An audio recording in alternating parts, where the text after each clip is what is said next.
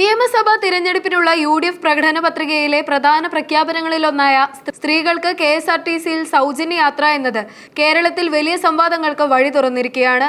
സാധാരണക്കാരായ സ്ത്രീകൾക്കും വിദ്യാർത്ഥിനികൾക്കും ഇത് വലിയ ആശ്വാസമാകുമെന്ന് ഒരു വിഭാഗം വിശ്വസിക്കുമ്പോൾ കടക്കെണിയിലായ KSRTCയെ ഇത് തകർക്കുമെന്നാണ് സർക്കാരിന്റെയും മറുവശത്തിന്റെയും വാദം.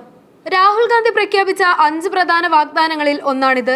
പ്രകടന പത്രികയിലും ഇത് സംബന്ധിച്ച UDFന്റെ വാഗ്ദാനം ഉണ്ടായിരുന്നു. കർണാടകയിലും തെലങ്കാനയിലും കോൺഗ്രസ് സർക്കാർ വിജയകരമായി നടപ്പിലാക്കിയ ഈ പദ്ധതി കേരളത്തിലും പ്രാവർത്തികമാക്കുമെന്ന് UDF ഉറപ്പു നൽകുന്നു. കർണാടകയിൽ ശക്തി സ്കീം വഴിയാണ് സ്ത്രീകളുടെ ബസ്സുകളിലെ സൗജന്യ യാത്ര. ആദ്യ ദിവസങ്ങളിൽ തന്നെ പദ്ധതിക്ക് വലിയ സ്വീകാര്യത ലഭിച്ചിരുന്നു. അവിടെ ഓഫീസ് ജോലിക്കാർ മുതൽ ദിവസവേതന തൊഴിലാളികൾ വരെ ഇതിന്റെ ഭാഗമാണ്. സ്ത്രീകളുടെ തൊഴിൽ പങ്കാളിത്തം വർദ്ധിപ്പിക്കാനും അവരുടെ സാമ്പത്തിക സ്വാശ്രയത്വം ഉറപ്പാക്കാനുമാണ് ഈ നീക്കമെന്ന് UDF നേതാക്കൾ വ്യക്തമാക്കുന്നു. എന്നാൽ ജനപ്രതിനിധികളും വോട്ടർമാരും ഈ പ്രഖ്യാപനത്തെ മിശ്ര വികാരത്തോടെയാണ് കാണുന്നത്. ദിവസക്കൂലിക്കാരായ സ്ത്രീ തൊഴിലാളികൾ, വീട്ടുജോലിക്കാർ, അയൽക്കൂട്ട പ്രവർത്തകർ എന്നിവർ പദ്ധതിയെ സ്വാഗതം ചെയ്യുന്നു. യാത്രാക്കൂലി ലാഭിക്കുന്നതിലൂടെ മാസവരുമാനത്തിൽ വലിയൊരു മാറ്റം വരുമെന്നാണ് ഇവരുടെ പ്രതീക്ഷ. കോളേജ് വിദ്യാർത്ഥിനികൾക്ക് KSRTCയിൽ സൗജന്യ യാത്ര നൽകുന്നത് വിദ്യാഭ്യാസ ചെലവ് കുറയ്ക്കാൻ സഹായിക്കുമെന്ന് പെൺകുട്ടികളും അഭിപ്രായപ്പെടുന്നു. കേരളത്തിലെ ജനസംഖ്യയിൽ ഏകദേശം 1.8 കോടി സ്ത്രീകളാണെന്നാണ് കണക്ക്. ഇതിൽ 12 മുതൽ 15 ലക്ഷം വരെ വിദ്യാർത്ഥികളായ പെൺകുട്ടികളാണ്. 45 മുതൽ 55 ലക്ഷം വരെ ജോലി ചെയ്യുന്ന സ്ത്രീകളും.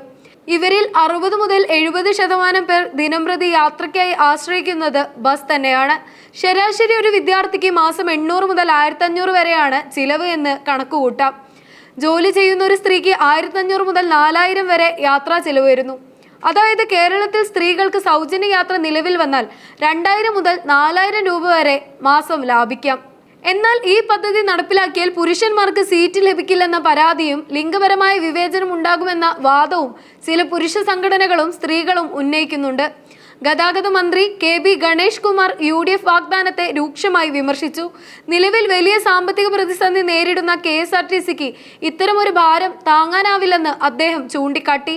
കർണാടകയിൽ ഈ പദ്ധതി കാരണം KSRTC വലിയ നഷ്ടത്തിലാണെന്ന വാർത്തകളും അദ്ദേഹം ഓർമ്മിപ്പിച്ചു.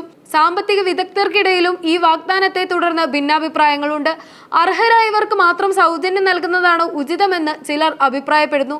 സർക്കാർ പ്രത്യേക സബ്സിഡി നൽകാതെ ഈ പദ്ധതി നടപ്പിലാക്കിയാൽ KSRTCയുടെ നിലനിൽപ്പ് അപകടത്തിലാകാൻ സാധ്യതയുണ്ടെന്ന് ഇവർ വാദിക്കുന്നു. വ്യത്യസ്ത അഭിപ്രായം നിലനിൽക്കുന്ന സാഹചര്യത്തിൽ സ്ത്രീ വോട്ടർമാരെ സ്വാധീനിക്കാൻ ഈ വാഗ്ദാനം UDFനെ സഹായിക്കുമോ എന്നത് കണ്ടറിയണം. എന്നാൽ സംസ്ഥാനത്തിന്റെ സാമ്പത്തികാവസ്ഥയും പൊതുഗതാഗത സംവിധാനത്തിന്റെ കരുത്തും പരിഗണിക്കുമ്പോൾ ഇതൊരു വലിയ വെല്ലുവിളിയാണെന്ന കാര്യത്തിൽ തർക്കമില്ല. തിരഞ്ഞെടുപ്പ് അടുക്കുമ്പോൾ വരും ദിവസങ്ങളിൽ ഈ വിഷയം കൂടുതൽ രാഷ്ട്രീയ ചർച്ചകൾക്ക് വേദിയാകും. എന്നാൽ സംസ്ഥാനത്തിന്റെ സാമ്പത്തികാവസ്ഥയും പൊതുഗതാഗത സംവിധാനത്തിന്റെ കരുത്തും പരിഗണിക്കുമ്പോൾ ഇതൊരു വലിയ വെല്ലുവിളിയാണെന്ന കാര്യത്തിൽ തർക്കമില്ല. തിരഞ്ഞെടുപ്പ് അടുക്കുമ്പോൾ വരും ദിവസങ്ങളിൽ ഈ വിഷയം കൂടുതൽ രാഷ്ട്രീയ ചർച്ചകൾക്ക് വഴിവെക്കും.